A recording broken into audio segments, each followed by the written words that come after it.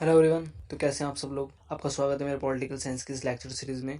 इस लेक्चर में हम पॉलिटिकल साइंस की first book contemporary world politics के चैप्टर नंबर 1 को कवर करेंगे, जिसका नाम है cold war and non alignment movement. ये इस लेक्चर की सेकंड वीडियो है, पार्ट बी। अगर आपको पार्ट ए देखना है तो आप डिस्क्रिप्शन में दिए गए लिंक को फॉलो कर सकते हैं और पार्ट ए देख सकते हैं। मैं आप लोगों को सिर्फ एक छोटी सी बात बोलना चाहूँगा, हम इस लेक्चर में टू द पॉइंट बात करेंगे और ना ही आपको किसी भी तरीके का फालतू का एग्जाम्पल दिया जाएगा। So I hope you will like the lecture. If you like the content then you can make the notes for your board exams. अगर आपको कंटेंट पसंद आता तो आप कॉपी पेन लेकर बैठे और इस वीडियो के थ्रू अपने नोट्स साथ ही साथ बनाते रहें, जिससे आपको बोर्ड के एग्जाम में हेल्प मिले। So my name is Vinod Kumar and this is my channel inspiration for you. I hope you will like the lecture and content. Chapter first, cold war and non alignment movement, शीत युद्ध और गुटनिरपेक्ष आंदोलन। जैसे कि मैंने first video में आपको बताया था कि इस चैप्टर का नाम चेंज हुआ है। लास्ट ईयर इस चैप्टर का नाम था द कोल्ड वॉर एरा और इस साल इसका नाम cold war and non alignment movement है। इससे पहले वाले लेक्चर में हमने cold war and Cuban missile crisis के दो टॉपिक को कवर किया था, जो कि हमारी फर्स्ट वीडियो में एक्सप्लेन किया गया है। इस लेक्चर में हम जो आप हाईलाइटेड दो पॉइंट्स देख रहे हैं, the emergence of two power blocs and second arenas of the cold war, इसको कवर करेंगे। एंड बाकी के जो पॉइंट्स हैं, challenges to bipolarity, new international economic order, India and the cold war, words that matter, इनको हम अपने आगे के लेक्चर्स में कवर करेंगे। बिकॉज मैं वीडियो ज़्यादा लंबी रखना नहीं चाहता, ताकि आपको कंटेंट इजीली समझ में आए। हम वन बाय वन एक एक टॉपिक करके अच्छे से समझेंगे, ताकि आपको नोट्स बनाने में हेल्प मिले और साथ ही अपने कंटेंट को समझने में आसानी हो। और हाँ, ये मैं आपको गारंटी देता हूँ कि अगर आप मेरे लेक्चर्स को अटेंड करेंगे और इसके थ्रू स्टडी करेंगे तो आप 100 आउट ऑफ 100 मार्क्स लेकर आएंगे। तो आइए फिर हम अपने फर्स्ट हेडिंग की तरफ बढ़ते हैं, the emergence of two power blocs. इसका मतलब है दो महाशक्तियों का उद्भव होना। The two super powers, the US and USSR wanted to expand their spheres of influence in their different parts of the world, hence they decided to take help of a smaller countries. जैसा कि आप जानते हैं कि US and USSR के बीच में 1945 के बाद में एक कोल्ड वॉर स्टार्ट हुआ और इस कोल्ड वॉर के स्टार्ट होते ही इन दोनों ने कहीं ना कहीं दूसरे छोटे देशों को इन्फ्लुएंस करना स्टार्ट कर दिया और ये चाहते थे कि इनका जो स्फीयर ऑफ इन्फ्लुएंस है वो बढ़े, ताकि इससे छोटे देश इनके कांटेक्ट में आ सके। इसलिए उन्होंने छोटे देशों की हेल्प करने का फैसला किया। जैसा कि आप जानते हैं कि यूएस से कैपिटलिज्म को सपोर्ट करता था, यानी कि पूंजीवाद को बढ़ावा दे रहा था, वहीं यूएसएसआर कम्युनिज्म को सपोर्ट कर रहा था, मीन्स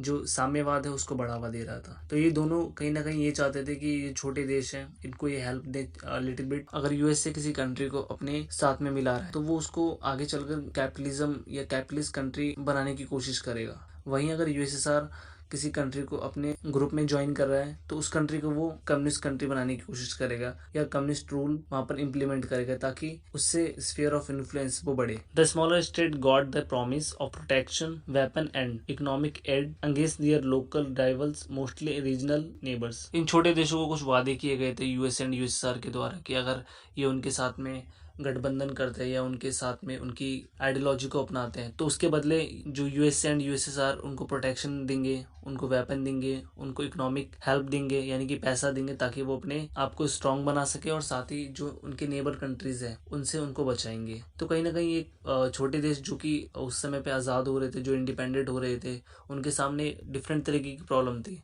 तो इसलिए इन छोटे देशों ने कहीं ना कहीं यूएस एंड यूएसएसआर का हाथ थाम लिया था। The first division of took place in Europe. Most countries of Western Europe sided with the US and thus came to known as Western Alliance. सबसे पहले यूरोप का डिवीजन हुआ, मीन्स यूरोप का विभाजन हुआ और यूरोप के जो वेस्टर्न कंट्रीज उन्होंने यूएस का हाथ थाम लिया और इसी तरह आगे चलकर उन्होंने वेस्टर्न अलायंस का निर्माण किया। The countries of Eastern Europe joined the Soviet camp and came to known as eastern alliance. साथ ही जो ईस्ट यूरोप की कंट्रीज थी उन्होंने सोवियत कैंप को ज्वाइन किया और आगे चलकर ईस्टर्न अलायंस की इस्टेब्लिशमेंट की, मीन्स ईस्टर्न अलायंस को बनाया। The Western Alliance formed itself into a organization, the North Atlantic Treaty Organization, NATO. It came into existence in April 1949 with 12 states. आगे चलकर वेस्टर्न अलायंस की कंट्रीज ने NATO का निर्माण किया और इसकी स्टैब्लिशमेंट अप्रैल 1949 में हुई थी, यानी कि 1949 में, और इसमें अप्रोक्सीमेटली 12 कंट्रीज इन्वॉल्व थी। The NATO declared that armed attack on any one of them in Europe और North America would be regarded as a attack on all of them. इसका मतलब अगर किसी भी नाटो मेंबर पर अटैक करा जाता है किसी भी ऐसे देश के द्वारा जो उनका मेंबर नहीं है, तो मीन्स ये अटैक सिर्फ उस पर्टिकुलर देश पे नहीं होगा, ये अटैक सारे के सारे जो मेंबर्स हैं, मीन्स 12 कंट्रीज है, उन 12 कंट्रीज पे अटैक माना जाएगा और उसके रिप्लाई में वो 12 कंट्रियां उस देश में अटैक करेंगी जिसने इनके ग्रुप मेंबर के देश पर अटैक किया था। The Eastern Alliance, also known as the Warsaw Pact, was led by the Soviet Union. It was established in 1955. Its principal function was to counter NATO's forces in Europe. वहीं USSR ने Warsaw pact का निर्माण किया 1955 यानी कि 1955 में। इसमें total approximately 15 countries थी यानी कि 15 देश थे और ये बेसिकली नाटो को काउंटर करने के लिए बनाया गया था। मीन्स अगर नाटो की कोई भी ग्रुप मेंबर या कोई भी कंट्री यूएसएसआर की किसी कंट्री पर अटैक करती है जो कि वार्सा पैक्ट में शामिल है, तो एक तरह से ये 15 कंट्री उसका रिप्लाई करेंगी, मीन्स उस कंट्री का बदला लेंगी नाटो की कंट्रीज से। In East and Southeast Asia and in West Asia, Middle East, the United States built an alliance system called the Southeast Asian Treaty Organization (SEATO) and the Central Treaty Organization (CENTO). वहीं America ने East and South East Asia and West Asia Middle East में 2 treaty sign करी।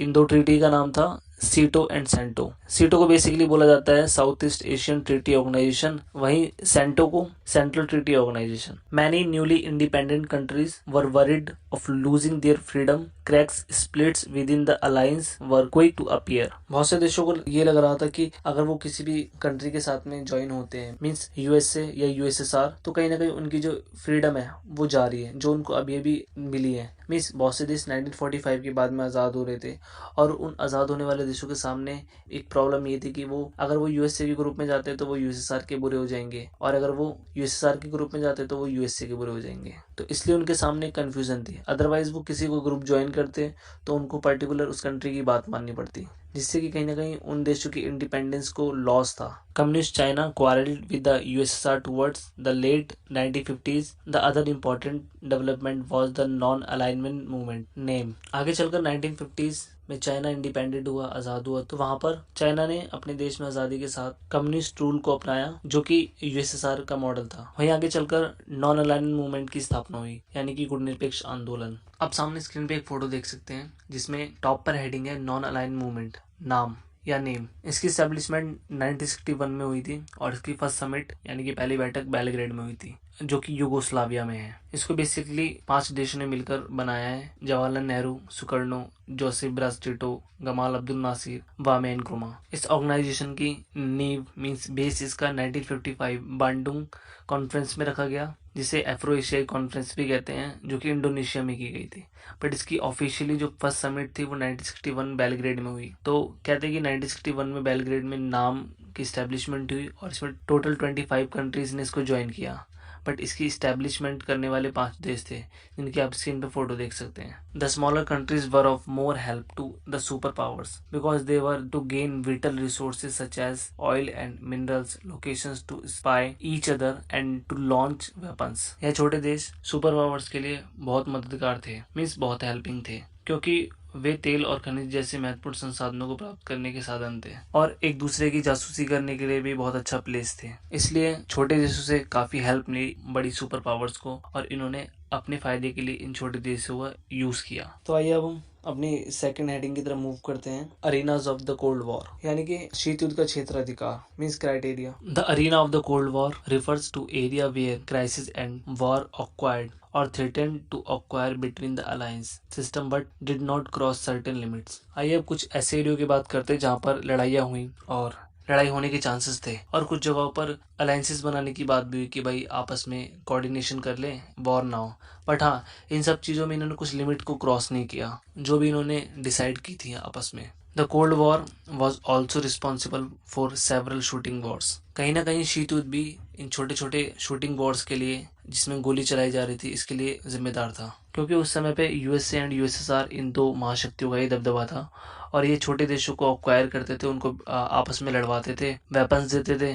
तो इससे होता क्या था कि वो अपने लेवल पे इन छोटे देशों से लड़वा रहे हैं और इन छोटे देशों में जो लोग हैं और जो यहाँ के रिसोर्सेज हैं उनकी हानि हो रही है। बट वो अपने लेवल पर कहीं ना कहीं पॉलिटिक्स करके अपनी पावर को शो कर रहे हैं। The two superpowers were poised for direct encounter in Korea 1950 to 53, Berlin 1958 to 62, the Congo the early 1960s, in several other places. इन दोनों सुपर पावर्स में जो वॉर चल रही थी उनका रिजल्ट हम कोरिया, बर्लिन, कांगो में देख सकते हैं। नॉर्थ कोरिया, साउथ कोरिया आपस में फाइट करे, मीन्स लड़े, तो इसमें भी कहीं ना कहीं इन दोनों की इन्वॉल्वमेंसी थी। नॉर्थ कोरिया को सपोर्ट यूएसएसआर कर रहा था, साउथ कोरिया को सपोर्ट यूएसए कर रहा था। वहीं बर्लिन में भी बर्लिन को डिवाइड किया, मीन्स एक वेस्टर्न बर्लिन, एक ईस्टर्न बर्लिन। वेस्टर्न बर्लिन को यूएसए ने ऑक्यूपाई किया एंड ईस्टर्न बर्लिन को यूएसएसआर ने ऑक्यूपाई किया। तो इन सब से आप देख सकते हैं कि कहीं ना कहीं ये जो बड़े देश थे, ये छोटे देशों को किस तरीके से अपनी उंगलियों पे नचा रहे थे। और कहीं ना कहीं इस वॉर के अंदर,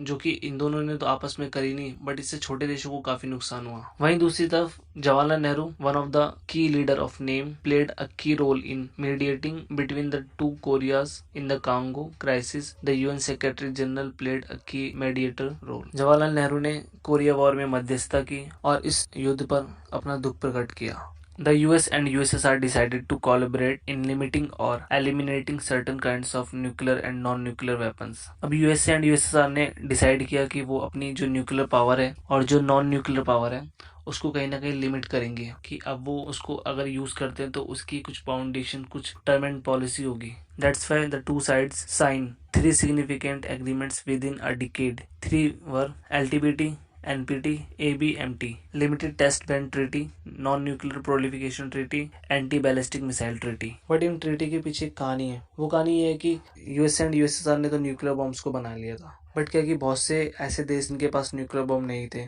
means India, Pakistan, Indonesia and other countries, जो पहले कहीं ना कहीं 1947 से पहले गुलाम थी और बाद में इंडिपेंडेंट हुई, तो इन देशों के पास में न्यूक्लियर पावर्स होनी चाहिए थी। और अगर वो इन एग्रीमेंट्स पे साइन कर देते तो इससे न्यूक्लियर पावर ये कभी बना नहीं पाते। मीन्स भारत भी कहीं ना कहीं न्यूक्लियर पावर के लिए दूसरे देशों पे डिपेंडेंट रहता। तो इसलिए भारत ने इन एग्रीमेंट्स पे साइन नहीं किए और हमने अपना जो न्यूक्लियर बॉम्ब है वो 1974 में बनाया और उसका सक्सेसफुली लॉन्च भी किया। सो इस लेक्चर में हमने 2 टॉपिक्स को कवर किया है, emergence of 2 power blocs and second arenas of cold war. I hope आपको लेक्चर्स अच्छे से समझ में आया होगा। बाकी जो यूनिट्स हैं इस चैप्टर के, वो मैं आपको जो पार्ट सी है यानी कि 3rd पार्ट है उसमें एक्सप्लेन करूंगा। अगर आप हमारे इस लेक्चर की फ्री पीडीएफ डाउनलोड करना चाहते हैं तो आप हमें फॉलो कर सकते हैं टेलीग्राम और फेसबुक पर। हमारी टेलीग्राम आईडी है inspiration for you students and Facebook ID है inspiration for you. To get a free PDF of this lecture, you can follow us on a Telegram ID and Facebook page, or any other help you can contact our WhatsApp number.